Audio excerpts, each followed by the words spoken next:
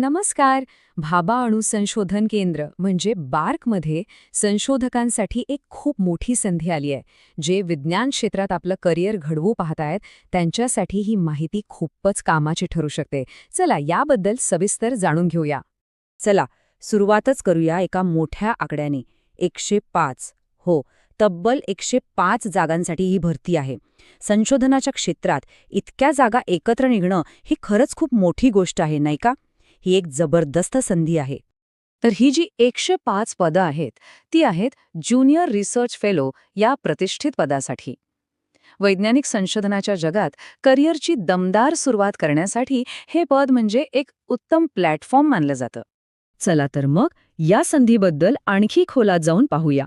ही संधी आहे देशातल्या एका सर्वोच्च संस्थेत म्हणजेच BARC मुंबई येथे.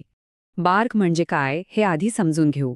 ही फक्त एक रिसर्च इन्स्टिट्यूट नाहीये, तर ही भारताची सगळ्यात महत्त्वाची अणु संशोधन संस्था आहे. ट्रॉम्बे मुंबई येथे असलेली ही संस्था जगभरात ओळखली जाते आणि म्हणूनच इथे काम करण्याची संधी मिळणं हे कोणत्याही तरुण संशोधकासाठी एक स्वप्न पूर्ण होण्यासारखं आहे. ठीक आहे, तर जागा बघितल्या, पदं बघितलं. आता सगळ्यात महत्त्वाचा मुद्दा येतो की यासाठी कोण अर्ज करू शकतं, म्हणजे शैक्षणिक पात्रता काय हवी. चला हे निकष आपण नीट समजून घेऊया, कारण हा भाग खूप महत्त्वाचा आहे. इथे अर्ज करण्यासाठी मुख्यत्वे 3 वेगवेगळे शैक्षणिक मार्ग आहेत. म्हणजे ज्यांनी BSc करून MSc केलंय ते अर्ज करू शकतात, किंवा ज्यांनी 5 वर्षांचा इंटिग्रेटेड MSc किंवा BSMS कोर्स केलाय तेही पात्र आहेत. आणि तिसरा मार्ग आहे 4 वर्षांच्या BS रिसर्च डिग्रीचा. आता इथे एक गोष्ट लक्षात घ्यायला हवी, प्रत्येक मार्गासाठी गुणांची अट वेगवेगळी आहे. BSc आणि MSc केलेल्या उमेदवारांसाठी BSc मध्ये कमीत कमी 60% आणि MSc मध्ये 55% गुण हवेत. 5 वर्षांच्या इंटिग्रेटेड कोर्ससाठी ओव्हरऑल 55% गुण लागतील. आणि ज्यांच्याकडे 4 वर्षांची BS रिसर्च डिग्री आहे त्यांना एकूण 75% गुणांची गरज आहे. पात्रतेचे निकष तर आपण पाहिले. आता पुढे वळूया वेतन आणि अर्ज कसा करायचा या प्रक्रियेकडे.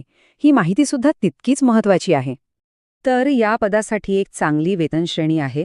ज्युनियर रिसर्च फेलो म्हणून बार्कच्या नियमानुसार वेतन मिळतं आणि सोबतच HRA सारखे इतर भत्तेही लागू होतात. एका संशोधन करिअरसाठी ही खरोखरच एक सन्मानजनक सुरुवात म्हणायला हवी.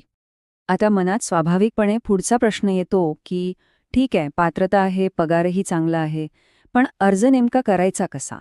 तर त्याबद्दलही जाणून घेऊया.